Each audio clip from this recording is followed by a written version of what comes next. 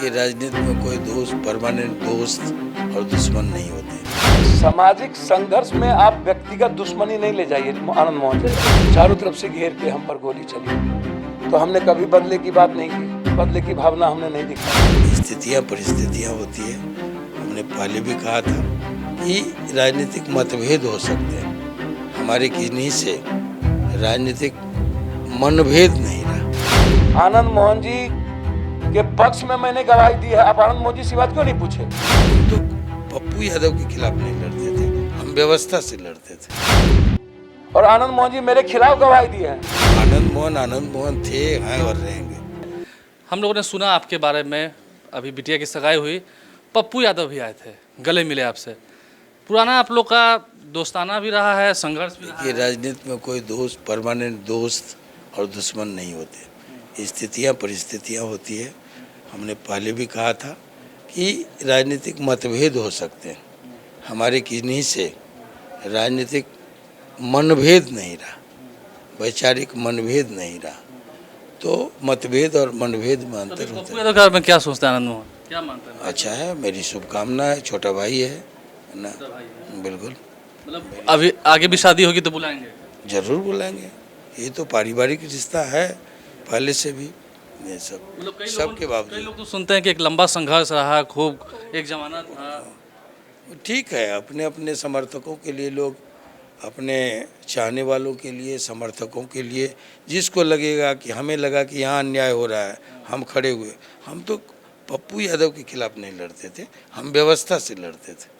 व्यवस्था अब पप्पू जी कहाँ से क्यों आते थे मेरे सामने, वो उनसे सवाल कीजिए। मैं कभी वो दरकिनार अलग हटा के जो हमारे सामने पप्पू आया, यादव से दुश्मनी नहीं थी? नहीं, आज भी नहीं? वो देखिए, न पहले थी, न आज है, न आगे रहेगी, है ना। हाँ, नहीं, लेकिन जब हम व्यवस्था से लड़ेंगे और उस व्यवस्था का चिन्ह प्रतीक बन के कोई सामने आएगा तो हमको लड़ना पड़ेगा। हमको अगर लगेगा कि हमारे जो समर्थक हैं, हमारे जो चाहने वाले हैं, या हमारा जो समाज है, हमारे पीछे खड़ा जो समाज है, उसके साथ जुल्म हो रहा है, ज्यादतियाँ हो रही है, अन्याय हो रहा है, तो हम खड़े होंगे। आगे भी लड़ते रहेंगे आनंद मोहन? वो आनंद मोहन थे, हैं और रहेंगे, है ना। वो इसका कोई फर्क, उम्र का कोई फर्क नहीं पड़ता है हमारे ऊपर। हाँ, अन्याय होगा तो आवाज़ उठेगी, कलम चलेगा। हाँ, कलम भी चलेगी।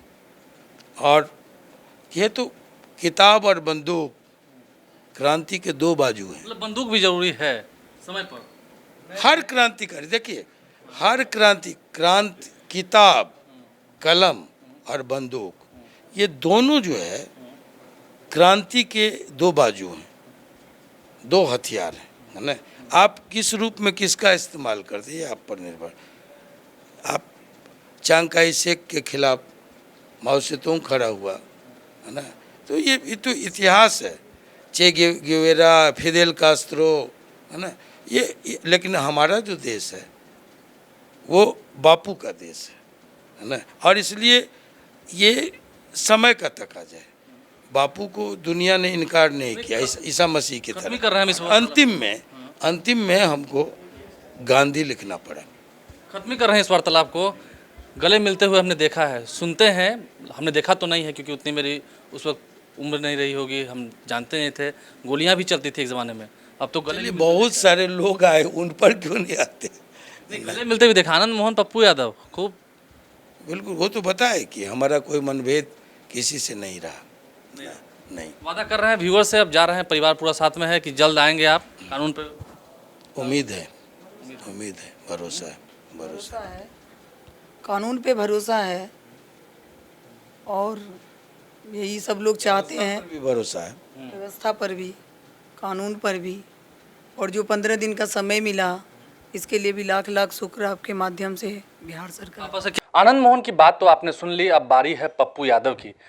हमारे साथ पप्पू यादव मौजूद हैं, जन अधिकार पार्टी के सुप्रीमो हैं। हाल ही में आनंद मोहन की बिटिया की जब शादी हुई थी, आप भी गए थे, आपने उनसे गले भी लगकर बिटिया को आशीर्वाद भी दिया और फिर साथ बैठे खाना भी खाया। क्या रिश्ता रहा है आप लोग का? नहीं, हमको तो समझ में नहीं आता है। आनंद मोहन जी हमारी उम्र से 13-14 साल बड़े हैं, 10-11 साल तो होंगे ही, 12 साल 13 साल के बीच होंगे। जेपी मूवमेंट में संघर्ष में थे। वो फ्रीडम फाइटर परिवार से हैं। हमारे दादा जूरी कोट हुआ करते थे, फ्रीडम फाइटर नाना दादा सब थे। हाँ, और एक बड़े दोनों फैमिली अच्छे परिवार से। वो अलग है कि जो सामाजिक संरचनाएं बनती हैं समाज में, कभी कभी चीज़ें कई तरह की भारत में देखा गया है। आप कभी साउथ में जाइएगा तो आप रक्त चरित रक्त रंजित पिक्चर देखिएगा तो आपको पता चलेगा पेरियार के समय में जो सामाजिक बदलाव, बाबा साहब अम्बेडकर के समय जो सामाजिक बदलाव की बातें थी। इस कंट्री में सामाजिक शोषण का लंबा इतिहास रहा है। अब कोई जो अब जिसको आप क्षत्रिय या यादव या गुज्जर जाट, जाति व्यवस्था बहुत नज़दीक का है। लेकिन आप लोगों में यादव बनाम राजपूत की लड़ाई नहीं नहीं नहीं, मैंने आपको क्या कहा, सामाजिक आर्थिक शोषण का जो जड़ता और सांस्कृतिक शोषण ये लंबे समय से है, कोई नया नहीं है, कोई हमारे काल में नहीं हुआ है या इसके पहले कई तरह की चीज़ें। आप शोषण सबसे ज़्यादा यदि शोषण कहीं देखिएगा और कई व्यवस्थाओं के खिलाफ जुल्म लड़ते हुए देखिएगा, रक्त रंजित और रक्त चरित्र हुआ है तो साउथ में सबसे बड़ी भूमिका है। पेरियार वहीं से, फूले वहीं से, सावित्रीबाई फूले वहीं से, बाबा साहब अम्बेडकर वहीं से। आप उठा के देखिए ना, वाल्मीकि या संत रविदास या बाबा चौहरमल, इस सब आप क्रांति, बिरसा मुंडा का इतिहास उठा के देखिए।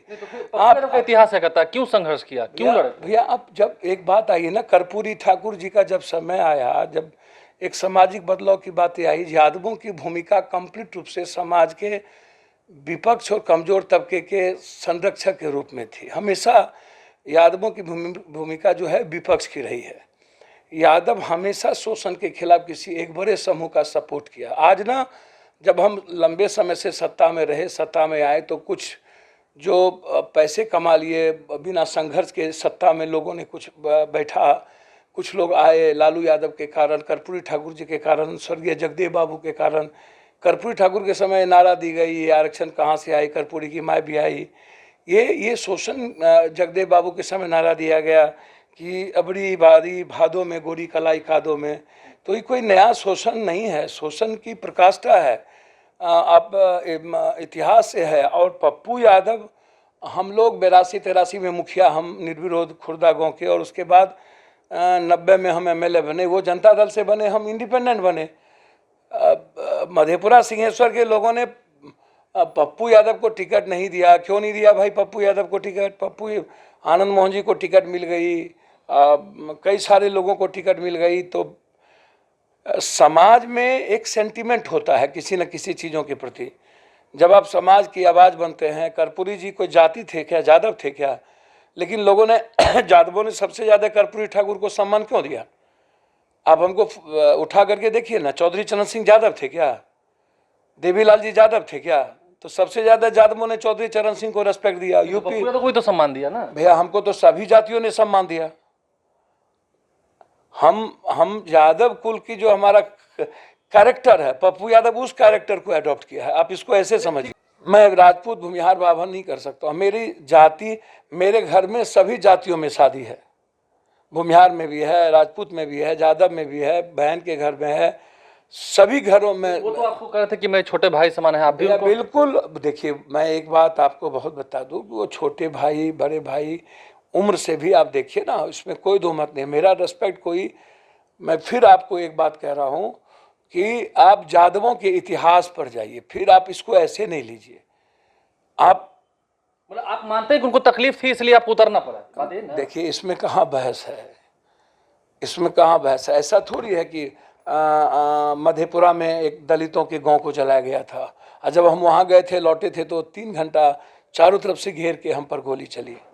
तो हमने कभी बदले की बात नहीं की, बदले की भावना हमने नहीं दिखाई। तो गोली चली तो आपने भी तो जवाबी फायरिंग किया होगा? भैया, हमारे गार्ड थे ना, तो हम तो एमएलए थे उस वक्त, एमपी थे, हम पर तो चारों तरफ से घेर के, हम तो जानते भी नहीं थे, हम तो जला दिया गया था वहाँ से आए। जैसे शरद यादव चुनाव लड़ रहे थे। अब लालू यादव जी स्वीकार करें ना करें, लालू यादव जी, शरद जी मेरे मंच पे हम साथ में थे। और उस दिन आनंद मोहन जी के चुनाव में आनंद मोहन जी चुनाव लड़ रहे थे, कोई गेट और ऑफिस नहीं था जिसको आनंद मोहन जी के लोगों ने तोड़ताड़ मधेपुरा में नहीं दिया। आप हमको एक बात बताइए, हम ना सवाल आनंद मोहन जी का नहीं था, सवाल मधेपुरा में, मधेपुरा का जो कल्चर है, समाज का जो कल्चर था, अस्तित्व था, उसकी रक्षा का था। वहाँ पप्पू यादव को खड़े स्टैंड के अलावा क्या रास्ता था? जब मुख्यमंत्री रहते हुए लालू यादव जी के मंच पर मुख्यमंत्री थे लालू यादव, तब मधेपुरा शरद यादव को आप चुनाव लड़ा रहे थे। हम आबो देवी के चुनाव को छोड़ के आए। अब सेठ कितना गलत हुआ। आप जाकर के भंगा में किसी बच्चों को यादव, उसने नारा लगा दिया पप्पू यादव जिंदाबाद, तो उसको मार के दांत तोड़ दिया। तो सामाजिक संघर्ष में आप व्यक्तिगत दुश्मनी नहीं ले जाइए आनंद मोहन जी। लेकिन व्यक्तिगत दुश्मनी थी ना, कई राउंड गोलियां चलती थी। व्यक्तिगत दुश्मनी कभी नहीं, कभी। मैं आपको दिल से कह रहा हूं, भगवान की सौगंध, मैं अभी आपके दिल में कोई दुश्मनी नहीं है? सर, दुश्मनी की बात छोड़िए ना। जब जब आनंद मोहन जी संकट में रहे हैं, मैं आनंद मोहन जी के साथ, उनके सही चीजों के साथ खड़ा रहा हूं। आनंद मोहन जी के पक्ष में मैंने गवाही दी है। आप आनंद मोहन जी से बात क्यों नहीं पूछे? और आनंद मोहन जी मेरे खिलाफ गवाही दी है। उन्होंने तो कहा है कि आगे शादी में भी बुलाएंगे। भैया, आनंद मोहन जी के पक्ष में हमारे लोगों ने गवाही दिया, नहीं तो सजा होती उनको। और आनंद मोहन जी ने मेरे खिलाफ गवाही दिया। मैं आनंद मोहन जी को भाई मानता हूं, अभी भी मानते तो हैं। समय परिस्थिति के अनुसार आनंद मोहन जी ने यदि कुछ किया, इसका मतलब क्या वो व्यक्तिगत दुश्मनी और वो क्या रिवेंज होगा क्या? वो आनंद मोहन जी की सोच थी, उनके तरीके थे। मेरी सोच थी आनंद मोहन जी के साथ। हम कोर्ट में जाके हम और हमारे रिश्तेदारों ने गवाही दी कि आनंद मोहन जी निर्दोष निकल जाए। मैं तब भी इस पक्ष में था। आप आनंद मोहन जी से पूछ लीजिएगा कि मैंने आनंद मोहन जी के पक्ष में कोर्ट में गवाही दी कि नहीं। और आप आनंद मोहन जी से यह पूछिएगा कि आप पप्पू यादव के खिलाफ कोर्ट में गवाही क्यों दी, उन्होंने गवाही दी कि नहीं। लेकिन चलिए मैं सारी चीजों को मुझको देखिए ना, यही कॉन्सेप्ट है यादवों का। एक बार हम निर्णय ले लेंगे, सोच लेंगे, समाज के जो पिछड़े और गरीब तबके के जो लोगों की जो फीलिंग है, एक बार रिश्ता, एक बार तो सवाल ही नहीं उठता। देखिए एक बात और समझिए, राजपूत, यादव, गुज्जर, जाट का जो जीन है एक ही कल्चर से है। आप उसके रहन सहन को देखिए, उसके भैंस, घी, दूध, रहने सहने, खेती का देखिए। इन सबके खून में गर्मी है, आपके भी खून में गर्मी होगी। सर, मेरे खून में गर्मी नहीं है, मेरे खून में संयमता है। मेरे खून में, मैं डायनेमिक और एक बिल्कुल जिद्दी आदमी हूँ, जुनूनी आदमी हूँ, इसमें कोई दो मत नहीं है। पप्पू जी कि आपको भी, और गर्मी होने का मतलब ये थोड़ी है कि आप हमेशा विरोध को आप हिंसा में ले जाइए। गर्मी होने का, और उनको दोनों को बाहुबली कहा था। इंदिरा गांधी जी की भीतर ऊर्जा नहीं थी क्या? इंदिरा गांधी डायनेमिक और डैशिंग पर्सनालिटी, वर्ल्ड के सबसे मजबूत महिला नहीं थी क्या? वैचारिक विचारों में होना। देखिए, मैं आपको बहुत क्लियर एक बात आज बता दूं, मैंने कभी आनंद मोहन जी से, मैं इसीलिए केस का जिक्र किया कि उन्होंने विरोध में दिया और मैं मेरे पक्ष में दिया, और मेरे पक्ष के बाद वो विरोध में दिए। और तब मैंने, जब उनको सजा हुई तो मैंने कहा यह गलत सजा है। मैं आज भी कह रहा हूं कि उनकी सजा गलत हुई। परिस्थिति और साक्ष्य ये नहीं कहती कि उनको सजा होनी चाहिए। और मैं यह भी कह रहा हूं कि जितने दिन वो जेल में रहे, मैंने स्पष्ट कहा है कि सजा से ज्यादा, या जो उम्र उनके अब हैं, नीतीश जी से 1-2 साल के छोटे होंगे, 2-3 साल के छोटे होंगे, जो उम्र है वो अब जेल का नहीं है। मैं बहुत उनको, और उनका रेस्पेक्ट है, इसमें कोई दो मत नहीं है। मैं भी उनकी इज्जत करता हूं और बहुत क्लियर है, इस बात को समझिए। आगे भी जाएंगे, कार्यक्रम जो होगा तो घर पे। भैया, कार्यक्रम का छोड़िए, कोसी सीमांचल में जिस तरीके से कभी जगन्नाथ मिश्रा जी, मैं फिर एक बात आपको आज बता रहा हूं, एक बार इसको ऐसे समझिए, आप उसको अदरवाइज नहीं लीजिएगा। मैं आपको, यादव राजपूत में जो लोग अंतर करते हैं वो सही नहीं है। गुज्जर, वो बिल्कुल गलत है। कृष्ण को भी मानोगे, यादव राजपूत को अलग भी करोगे। कृष्ण की बहन की शादी अर्जुन से, और अर्जुन की बहन की शादी कृष्ण से, तो रिश्तेदारी हम तब भी थे, कल्चर से भी रिश्तेदारी हैं।